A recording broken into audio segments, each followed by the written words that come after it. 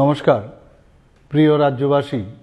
রাজ্যের সাম্প্রতিক বিধ্বংসী বন্যায় আপামর রাজ্যবাসী মারাত্মকভাবে ক্ষতিগ্রস্ত। ৩৩ জন নাগরিক প্রাণ হারিয়েছেন। ঘরবাড়ি, ক্ষেতের ফসল, গবাদি পশু প্রাণী, রাস্তাঘাট সহ ব্যাপক সম্পত্তির ক্ষয়ক্ষতি হয়েছে। রাজ্য সরকার ক্ষয়ক্ষতি পূরণের লক্ষ্যে জোরদার প্রয়াস অব্যাহত রেখেছে। তবুও আগের স্বাভাবিক অবস্থায় ফিরে আসতে আরও অনেক সময় লাগবে। রাজ্যের এই সংকটকালে রাজ্যের বাইরের বহু মানুষ, স্বেচ্ছাসেবী সংস্থা, ক্লাব, সংগঠন ও ব্যক্তিবিশেষ স্বতঃস্ফূর্তভাবে প্রশাসন ও দুর্গতদের জন্য সাহায্যের হাত বাড়িয়ে দিয়েছেন। রাজ্যের এই পরিস্থিতিতে এবার শারদোৎসব আসন্ন। উৎসব আমাদের জীবনের অনুষঙ্গ।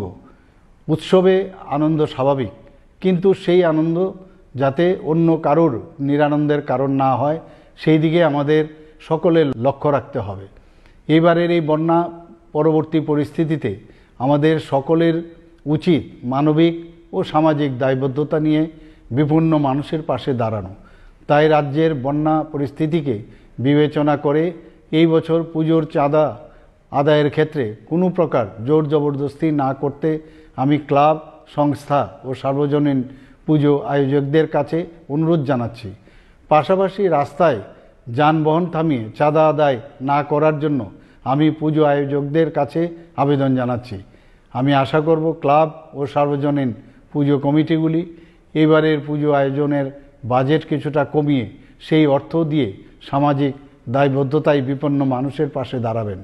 সকলের সর্বাত্মক অংশগ্রহণের মধ্য দিয়ে আসন্ন দুর্গোৎসব শান্তিপূর্ণভাবে সম্পন্ন হোক এবং এই বিপর্যয় পরিস্থিতিকে কাটিয়ে আমরা আবার যাতে সকলে মিলে উৎসবের আনন্দে অংশ নিতে পারি, সেটাই হোক আমাদের প্রার্থনা। নমস্কার।